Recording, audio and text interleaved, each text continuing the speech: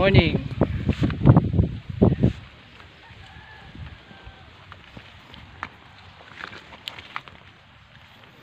Kararating na natin sa ating farm mga idol.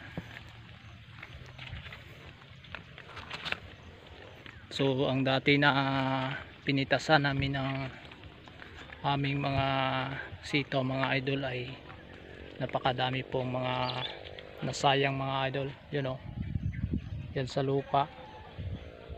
Nilaglag kasi namin mga idol kasi hindi na po siya pwede sa market. Hindi siya po pwede na magtagal sa market. Kaya ganyan po ang nangyari. Ang ginawa natin, nilaglag na natin sa lupa yung mga sitaw para po na hindi po masiraan ang ating buyer sa kanilang mga customer. Kaya ang mga matanda na sitaw nilaglag natin sa lupa mga idol. Yan o, yan papunta yan doon mga idol. Yan o, makikita natin. So noong Martes tayo nagpipitas mga idol. Ngayon naman ay Huwebes, bukas naman magpipitas naman tayo uli. At magandang araw sa inyo lahat, sa mga solid supporter natin sa ating channel, especially sa mga nakasubscribe sa ating channel. Shout out lahat sa inyo mga idol. So para makita natin yung mga sitaw na napakadami mga idol, pakita ko sa inyo yun. Okay, so ayan po mga idol, ganyan po kadami yung nalalaglag na mga sitaw.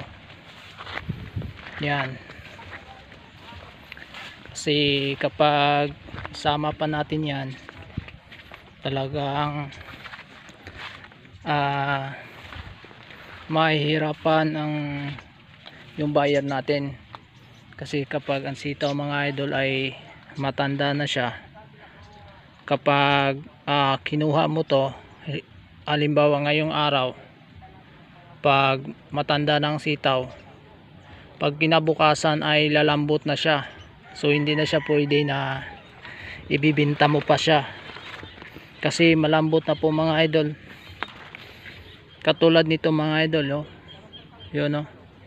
Ito pwede pa to kung halimbawa ito ay lulutuin agad sa mga buyer.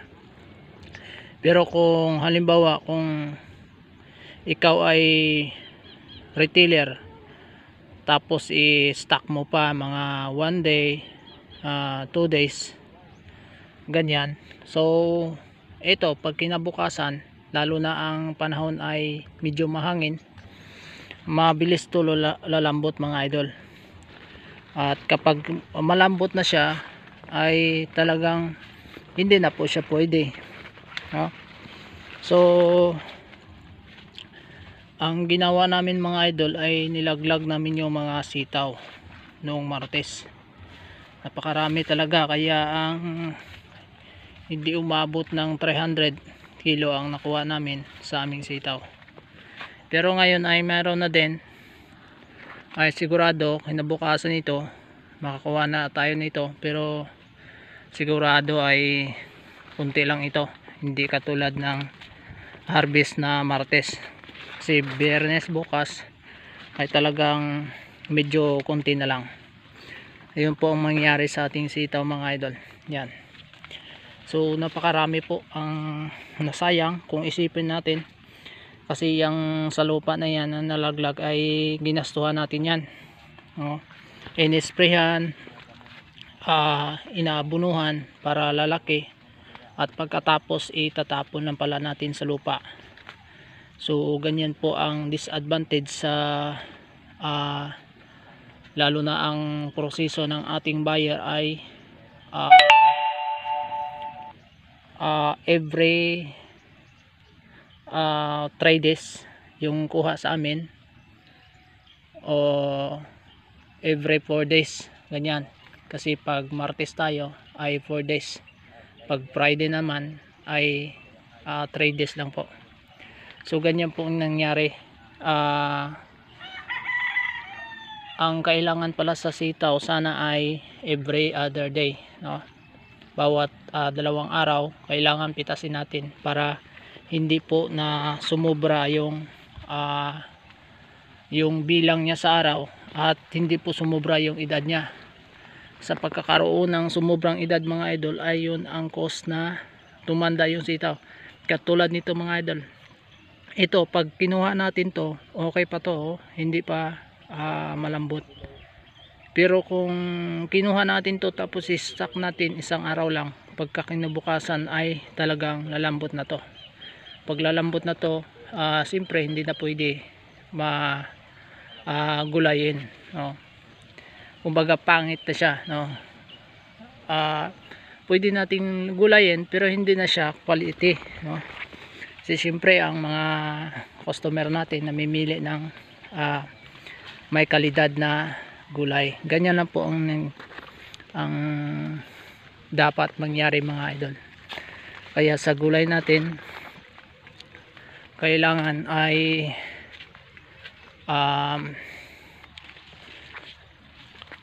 laging handa tayo sa pag tanggap kung ano man ang sitwasyon.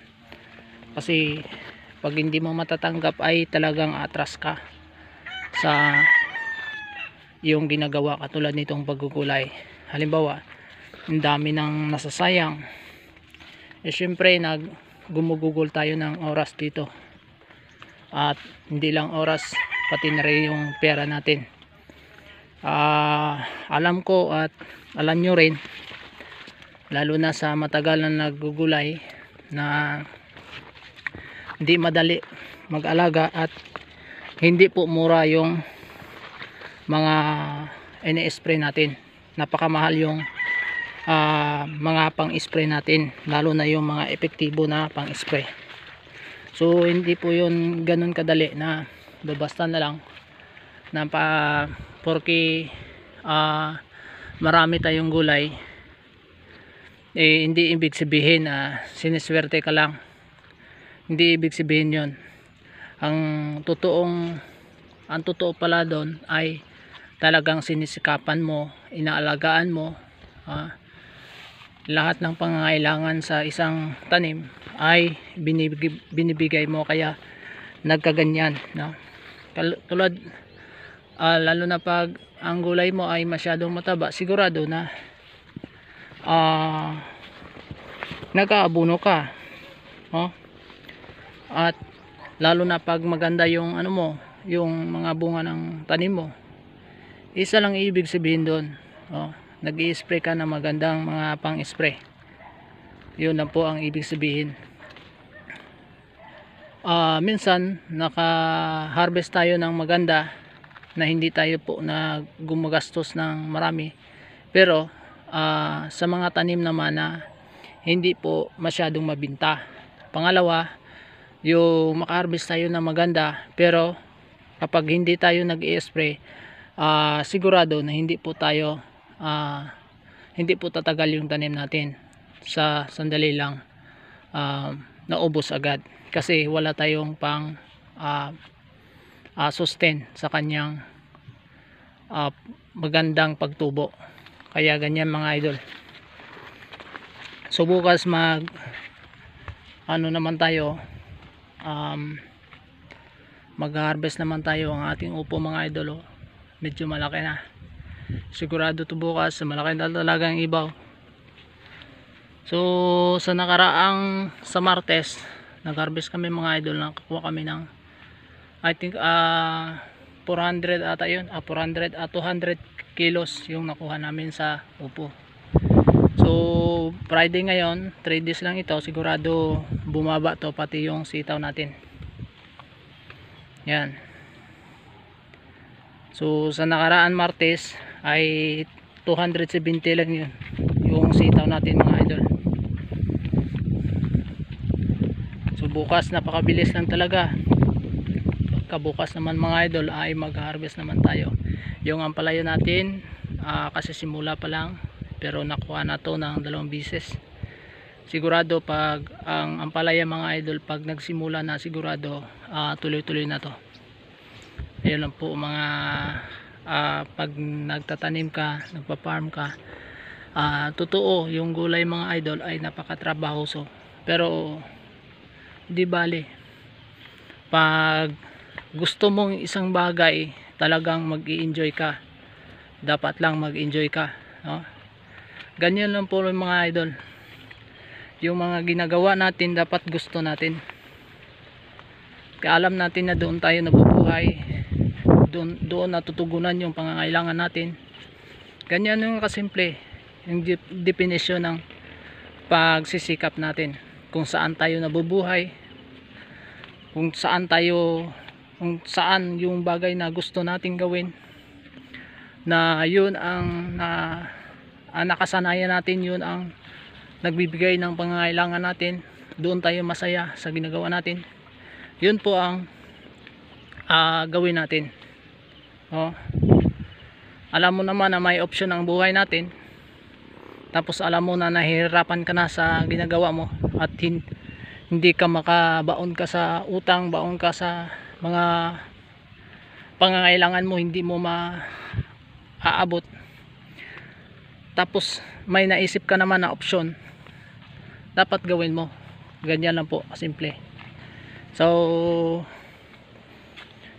sa mga mahalaga na advice natin sa mga viewers natin na nagtatanim rin, mahilig din sa ganitong mga pamaraan, no? Kung anong ginagawa nyo mga idol, tuloy nyo lang, no? Kung saan kayo masaya, na wala po kayo na aapakan ng ibang tao, at natutugunan yung mga pangangailangan nyo, yun lang po kasi yung buhay natin ay always naman learning tayo. Habang tumanda tayo ay marami tayong matutunan. Ayun lang po mga idol, at maraming salamat po sa patuloy na pagsuporta sa ating channel, at God bless po lahat sa inyo.